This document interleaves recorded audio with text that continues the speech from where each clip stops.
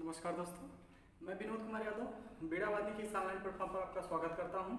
आइए आज हम इतिहास के क्रम में देखेंगे कि बाबर ने कैसे भारत पर मुगल काल की स्थापना किया, उसके बारे में विस्तृत अध्ययन किया जाएगा। तो थ्योरेटिकल मतलब पूरा इतिहास पढ़ने से पहले एक चित्रित वर्णन हम लोग करेंगे, चित्र के माध्यम से पहले समझने का प्रयास करेंगे कि क्या कैसे मुगल काल को जो है यहाँ वो स्थापित किया, कैसे बाबर के पास इतनी कम सेना होते हुए भी यहाँ पर शासन स्थापित कर लिया, उसके बारे में डिटेल्स हम लोग देखेंगे। तो आइए देखते हैं।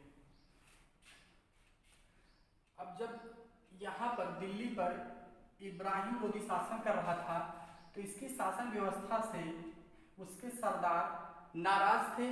जब सरदार नाराज थे तो उन्होंने बाबर को न्योता दिया कि आप भारत पर आइए, आक्रमण करिए और यहाँ पर शासन चलाइए, इससे हमको मुक्ति मिल जाए इब्राहिम लोदी से। दिल्ली की गद्दी पर उस समय इब्राहिम लोदी था। इस साइड इब्राहिम लोदी की कहानी है, इस साइड हम चित्र बनाए हैं आपके बाबर से जुड़ा हुआ। ठीक, अब देखिए बाबर क्या करता है कि बाबर पहले से ही बहुत लड़ाकू टाइप का था। बचपन से ही 11 वर्ष की अवस्था में उसने वहां पर जो है शासन संभाला था। इसके बाद वो जो है कई देशों को विजिट किया, मतलब कई प्रदेशों को विजिट किया बहुत कम एज में ही। फिर इसके बाद भारत की तरफ सोचा कि अब चलिए भारत की तरफ से भी न्योता मिला है तो भारत पर भी हम आक्रमण करेंगे। और उसको ये भी पता चल गया था कि इब्राहिम लोदी एक कमजोर शासक है, तो सोचा कि ये कमजोर शासक है, इसको हम जो है इससे अगर हम लड़ाई में जीत जाते हैं तो दिल्ली हमारी होगी, भारत पर हमारा कब्जा होगा। तो उसी उद्देश्य से ये भारत की तरफ बढ़ा और बढ़ने के क्रम में आइए देखते हैं कि जो बाबर था इसके पास टोटल सेना जो थी 8000 थी, लेकिन इब्राहिम लोदी की सेना की संख्या 1.5 लाख के करीब थी।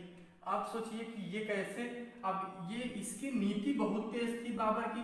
इसने नीति लगाया कि एक सप्ताह पहले 14 दिन के करीब पहले आ जाता है पानीपत यहाँ पर क्षेत्र है, पानीपत क्षेत्र में आ जाता है। फिर इसके बाद वहीं से युद्ध की नीति बनाता है कि कैसे हम इससे युद्ध जीतेंगे। और उस क्रम में इसने यही बीच में एक गड्ढा खुदवा देता है, मतलब बहुत बड़ा गड्ढा खुदवा देता है ताकि इसकी सेना इधर से, जब हमारी तरफ पूरी सेना इतनी भारी सेना है 1.5 लाख सेना आक्रमण करेगी तो हमारे 8000 सेना उसका कुछ नहीं उखाड़ पाएंगी। तो पहले उसने जमीन को खुदवा दिया ताकि ये सेना आए और यहीं पर जो है गड्ढे से पहले इनकी सेना रुक जाए। फिर इसके बाद और एक चीज था कि बाबर के सेना में विशेष प्रकार के धनुष और तीर थे जो कि 1 मिनट में 10-10 तीर चलाया जा सकता है। 1 मिनट में 10 तीर उससे धड़ाधड़ चलाया जा सकता है। तो वो विशेष प्रकार का उसके पास एक तीर था। और युद्ध को लड़ने के लिए भारत पर पहली बार तोप का उसी ने आक्रमण किया था। तोप से उसी ने लड़ाई लड़ी थी पहली बार। तोप का जो है तोप से भारत में लड़ाई बाबर ने ही लड़ी।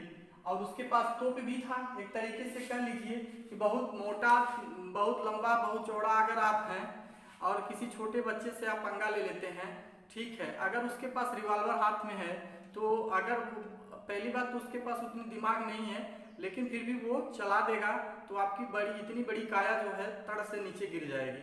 उसी प्रकार से यहाँ पर जो है बाबर जो है वो जानता था कि हमारे पास युद्ध करने के लिए नए नए हथियार हैं, अब एक आधुनिक हथियार है मतलब एक तरीके से।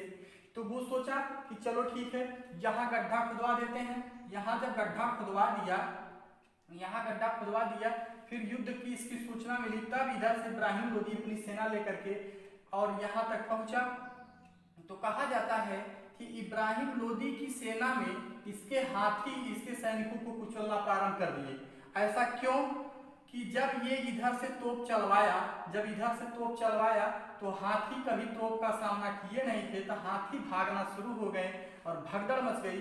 हाथी, अब पहली बार हाथी इस गड्ढे को उस साइड नहीं जा सकते थे और न ही उधर सैनिक इधर आ सकते थे। जैसे ही यहाँ खलबलाहट मची बम वो चलने से, तोप चलने से, तो सारी सेना तो आपस में भिड़ भिड़ के उसे मारना स्टार्ट हो गई। कई हाथियां थी, 1.5 लाख सैनिक थे। तो यहाँ सैनिकों की संख्या हम कम बनाए हैं, थोड़ा सा समझ लीजिएगा कि इब्राहिम लोदी का सेना थोड़ा ज्यादा थी, ठीक है। अब इधर से जब ये खबराना शुरू हुआ तो ये चारों तरफ से इनको घेरना शुरू कर देते हैं। कौन?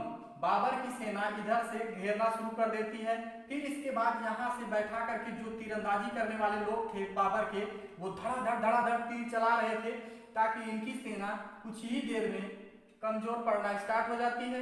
और धीरे धीरे जब तोपों को लगातार दागा गया तो सारे हाथी, सारे जितने भी घोड़े ओड़े थे, सब जो है भागना स्टार्ट हो गए। और उसी में घोड़े और हाथी के टकराने से, मतलब भगदड़ मचने से ही उसकी आधी सेना यही जो है नष्ट हो जाती है। इसके बाद बाबर आदेश देता है अपने सैनिकों को। पहली बात एक चीज ये जान लीजिए कि बाबर के जो सैनिक थे, 8000 जो सैनिक थे, वो बड़े ही वफादार थे। वफादार इस प्रकार से थे कि जो बाबर जहां पर विजिट करता था, वहां से जो धन मिलता था, उस धन को सेना आपस में ही वितरित कर लेती थी, मतलब प्रत्येक लोग बराबर बराबर बांट लेते थे। तो इससे क्या हुआ कि अपने अपने कर्तव्य के प्रति जो है सभी लोग पूरी निष्ठा के साथ लगे रहते थे कि अगर हम इससे जीतेंगे तो जो भी यहाँ से माल मिलेगा सबको बटेगा, सब हम लोग भी जो है पैसे वाले होंगे। तो वो अपने सैनिक को भी खुश रखता था और उसकी सैनिक में एक भाईचारे का जो है संबंध था। भाईचारे मतलब कंधे से कंधा मिला करके मजबूती के साथ लड़ने की ताकत उसकी सेना में थी। और इब्राहिम लोदी खुद कमजोर शासक हो गया था, तो उसकी सेना भी वैसे भी कमजोर हो जाएगी।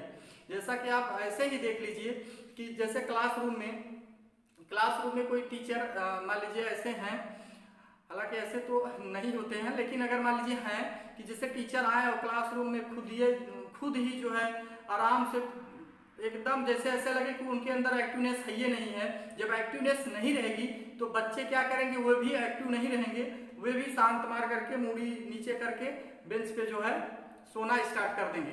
अगर अट्रैक्टिव टीचर रहेगा कि मतलब आते ही उसकी एक आवाज बुलंद होनी चाहिए और उसकी आवाज पीछे के बेंच तक पहुंचनी चाहिए, ताकि सारे बच्चे उसकी तरफ अट्रैक्ट रहें, जो बताए उसको खटाखट गायन करें। तो उसी प्रकार से इब्राहिम लोदी यहाँ पर एक कमजोर शासक खुद था, तो उसकी सेना भी तो कमजोर होगी। चाहे वो 50 लाख सेना रखें, लेकिन उसके पास जब नीति नहीं है, उसके पास मॉडर्निटी नहीं है, उसके पास तोप हथियार और तमाम नहीं है, पता चले हंसिया खुरपी लेकर लड़ने चल रहे हैं तो बाबर से लड़ पाएंगे? तोप लेकर के वो आया है, तोप से दाग देगा तो चाहे 50 लाख सेना रहे, सब आपकी साफ हो जाएगी। तो वही हुआ कि इब्राहिम लोदी को बाबर ने जो है क्या किया कि यहीं पर अपनी पूरी सेना को आदेश दिया कि आप लोग इसको चारों तरफा घेरो। जब यहाँ की सेना अपने आप मतलब उसी में जानवर भी लड़ने लगे और इसके बाद उधर से तीर सटासट चलना शुरू हुआ, तो इसकी सेना तो केवल एक तरीके से लाठी डंडे से मार करना जानती थी, उतना बढ़िया इसके पास हथियार तो था नहीं कि वहां जाकर के लड़े। केवल तलवार लिए रहते थे और इसके बाद बल्लम भाला ये सब लिए रहते थे। धनुष विशेष प्रकार का जो धनुष था जिसकी रेंज ज्यादा दूर जाने वाली थी। अब जैसे कोई धनुष अगर है ऐसे है, छोटा है, और उसकी जो धनुष थी वो कुछ से उसका दूसरा था, बड़ी आकार में थी। जब बड़ा रहेगा तो बड़े रेंज में काफी दूर तक तीर जाएगी। इसकी तीर यहाँ तक पहुंचती थी, लेकिन इनकी जो भी धनुष थी वो जो है उसके पास तक नहीं पहुंच पाती थी। और दूसरी बात, इसके पास संख्या भी कम थी। इसके पास मतलब एक सामान्य सैनिक की तरह लाठी डंडे और बल्लम भाला से लड़ने की क्षमता थी। तो और वो लोग जो है एक तरीके से जैसे आप कह लीजिए कि इंडियन आर्मी के जो ब्लैक कमांडो और जो तमाम सेना में जो कमांडो होते हैं, एक कमांडो सामान्य व्यक्ति के करीब 100 लोगों को तो अकेले ही मार करके गिरा सकता है। आप देखिए, देखने में संख्या 100 है, लेकिन हमारे यहाँ के एक कमांडो अगर खड़ा हो जाए तो शायद 100 लोगों पर भारी पड़ जाएगा। तो इसका मतलब ये है कि वो चुस्त दुरुस्त है और उसकी मतलब एक्टिवनेस इतना ज्यादा है कि वो जो है 100 लोगों को मार गिराएगा। उसी प्रकार से बाबर की जो सेना थी बहुत ही चुस्त दुरुस्त थी, जिसके कारण इनकी 1.5 लाख सेना मात खा गई इनसे। अब इसके बाद इसकी पूरी सेना इधर की तरफ बढ़ना शुरू कर दी। अब धीरे धीरे इधर की तरफ सेना बढ़ना शुरू कर दी और इधर से भी तीरंदाजी स्टार्ट हो गया। इधर से भी तीरंदाजी, इनकी पूरी सेना को चौतरफा जब घेर लिया और यहीं पर उसको इब्राहिम लोदी को बाबर हरा करके और कैद कर ले मतलब पकड़ लेता है। पकड़ने के बाद उसकी हत्या तत्काल कर दी जाती है, वहीं पर उसकी हत्या कर दी जाती है। इसके बाद जब यहाँ पर ये युद्ध समाप्त हुआ तो दिल्ली के सिंहासन पर बाबर का जो है कब्जा हो गया दिल्ली के सिंहासन पर। जब यहीं पर सारी सेना सैनिक और राजा मर गए इसके, तब बाबर जो है दिल्ली के सिंहासन, तब जान गया कि अब हम जीत गए हैं तो दिल्ली हमारी हो गई है। तो दिल्ली के सिंहासन पर यहीं से बाबर का प्रारंभ होता है। एक चीज और जान लीजिएगा कि बाबर की सेना में 2 तोपची थे जो कि निशाने में जहां निशाना लगाते थे कि यहाँ ज्यादा लोग हैं वहां मार देते थे, तो वहां पर मतलब एकदम कंफर्म निशाना बैठता था और वहां के जहां जिस निशाने को लेते थे टारगेट पे उसको जो है पूरा कर लेते थे। तो उन तोपचियों का नाम था, उन्हीं तोपचियों की वजह से एक तरीके से कह लीजिए कि बाबर की ये जीत भी हुई थी उन्हीं तोपचियों की वजह से। अगर आपकी ही टीम में कोई अच्छा खिलाड़ी है तो उस खिलाड़ी की मतलब देखते देखते लोग उससे सीखने का प्रयास करते हैं और धीरे धीरे आपकी जो टीम होती है काफी मजबूत हो जाती है। पता चले कि पूरी टीम में कोई वैसा तेज तर्राक नहीं है तो सारे के सारे वैसे ही रह जाएंगे, क्योंकि जब वो कोई बड़ा रहता है तो उसको देख करके आदमी बड़ा बनने की कोशिश करता है। तो वही हुआ कि इसकी सेना उस्ताद अली और मुस्तफा नाम के 2 तोपची थे। तोपची मतलब तोप चलाने में माहिर थे। इनकी जो मतलब मारने की जो क्षमता थी कि मारेंगे यहाँ तो यहीं गिरेगा, एकदम मारेंगे यहाँ तो यहीं गिरेगा, यहाँ पूरा नष्ट करेंगे। और इस प्रकार से ये बहुत ही अच्छे निशानेबाज भी थे। तो 2 तोपचियों का नाम आता है। बाबर की सेना में 2 तोपची कौन कौन थे? उस्ताद अली और मुस्तफा। उस्ताद अली और मुस्तफा। अब दिल्ली की गद्दी पर ये जो है पानीपत का युद्ध था, इसका नाम था पानीपत। एक प्लेस था, पानीपत हरियाणा में है, पानीपत का एक प्लेस था। वहीं पर ये 21 अप्रैल 1526 को लड़ा गया था। इसको ध्यान रखे रहिएगा, ये बहुत बार परीक्षाओं में आता है कि पानीपत का प्रथम युद्ध 21 अप्रैल 1526 को किसके किसके बीच लड़ा गया था? तो बाबर और इब्राहिम लोदी के बीच में लड़ा गया था। उसी में प्रश्न आ जाए कि बाबर के सेना में 2 तोपचियों का नाम क्या क्या था, तो आप बता सकते हैं। ठीक, उस्ताद अली और मुस्तफा। उस्ताद अली और मुस्तफा उसके 2 सैनिक थे। अब देखिए आगे धीरे धीरे बढ़ते हैं। अब जहां जहां भारत में वो जहां जिस प्रदेश में जो है आक्रमण करता है, मतलब विजिट करने का जो है उद्देश्य बनाता है, वहां जहां जीतता है वहां ये बाघों का बहुत शौकीन था। मतलब ये जो बाबर की सेना वाले लोग थे और बाबर ये बाघों और पानी का बहुत शौकीन था। इसीलिए कहा करता था कि इतिहास में कहा जाता है कि किस शासक को बहता हुआ पानी और हरे भरे बाग बगीचे बहुत अच्छे लगते थे, तो वो बाबर था। तो बाबर ही था जो है। और फिर ये जगह जगह जहां मतलब जो है जीतता था वहां बाग बगीचे खूब बहुत ज्यादा लगवाना प्रारंभ करता था। तो इस प्रकार से यहाँ पर सल्तनत काल का एकदम से अंत हो गया। सल्तनत काल का पूर्ण रूप से अंत हो जाता है और यहीं से मुगल कालीन व्यवस्था प्रारंभ हो जाती है। अब मुगल काल में कौन कौन आते हैं देखिए। मुगल काल जब आता है दिल्ली पर तो उसमें पहला बाबर ने ही आक्रमण करके जीता। फिर उसी का पुत्र हुमायूं, फिर हुमायूं का पुत्र अकबर, मतलब बाबर का पोता अकबर, फिर ऐसे जहांगीर, शाहजहां, औरंगजेब। अगर आपको इस सिस्टम से याद रखना है तो एक ट्रिक है, थोड़ा मजेदार ट्रिक है। इस ट्रिक को आपसे, और मुगल काल में और लोग हैं अभी, तो यहाँ लिख पाना सब संभव नहीं था। तो नेक्स्ट वीडियो में जैसे जैसे आगे क्रम बढ़ता जाएगा 4-4, 5-5 को हम आपको बताते जाएंगे और बहादुर शाह जफर द्वितीय तक हम आपको एकदम लास्ट तक लेके चलेंगे, वहां तक कि 1857 ईस्वी तक पूरा एक तरीके से अच्छे से हम लोग समझेंगे। तो इसको अगर आप समझना चाहते हैं तो इसके लिए एक ट्रिक है कि क्या है,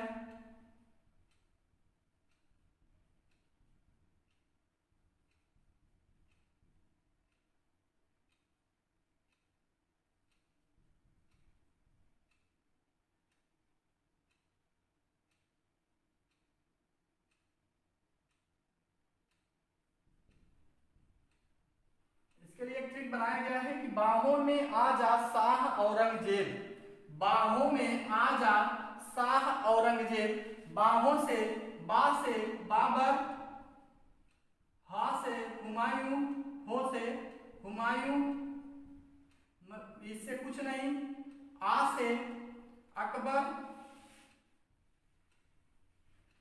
और जा से जहांगीर, शाह से शाहजहां, औरंगजेब से औरंगजेबी। से पूछ लेता है कि मुगल काल का संस्थापक कौन था, तो उस समय थोड़ा सा दिमाग परीक्षा में क्या होता है कि अब मैथ हल करके आए, तुरंत इतिहास की तरफ गए, तत्काल हम जो है अपने जिस हिसाब से हमारा सोचता है दिमाग, वहां तक अगर हम नहीं सोच पाते, तो अगर ये भी फिक्खट से दिमाग में आ गई कि हुमायूं के बाद कौन शासक बना, तो अकबर बना, तो आप ऐसे लिख लीजिए, पहले बाहों में आजा शाह औरंगजेब, बाहों में आजा शाह औरंगजेब, उसके बाद आप सटासट इसको बा से बाबर, ह से हुमायूं, मस कुछ नहीं, अ से अकबर, ज से जहांगीर, शाह से शाहजहां, औरंगजेब से औरंगजेब, फट से आप आंसर दे देंगे, आपका एक प्रश्न सही हो जाएगा, लाखों लड़कों से आप ऊपर हो जाएंगे।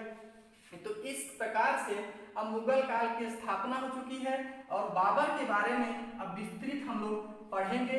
इसके बीच में कुछ चीजें जैसे सल्तनत काल की जो है जैसे कला और उसकी जो ऐतिहासिक कलाएं थी और तमाम चीज जो है उसके बारे में हम लोग जब मुगल काल भी पढ़ लेंगे, तो मुगल काल और सल्तनत काल दोनों का जैसे उन दोनों का जो कुछ निचोड़ पॉइंट होगा उसको हम अलग से, उनकी जो संस्कृति और कला है उसको अलग से एक टेबल बना करके हम पढ़ा देंगे। और बीच में कुछ भक्ति आंदोलन जैसे 1000 ईस्वी में लगभग हुए थे, कुछ भक्ति आंदोलन है, उसको भी लास्ट में ही हम डिटेल पढ़ा देंगे। अब जब सीक्वेंस वाइज चल रहा है तो चलने दीजिए कि मतलब सल्तनत के बाद सीधे मुगल, मुगल के बाद तब फिर सीधे हम लोग उन लोगों की जो भी है संस्कृति और कला से जुड़ा जो प्रश्न है उसको हम लोग बता देंगे। और इसके बाद भक्ति आंदोलन भी वहीं करा करके फिर तब आगे बढ़ा जाएगा, या तो फिर भक्ति आंदोलन के लिए हम एक बीच में ही कभी बना देंगे, भक्ति आंदोलन बना करके उसी में जो है अपलोड कर दिया जाएगा, उसको भी आप देखिएगा। तो वीडियो वॉच करने के लिए बहुत बहुत धन्यवाद।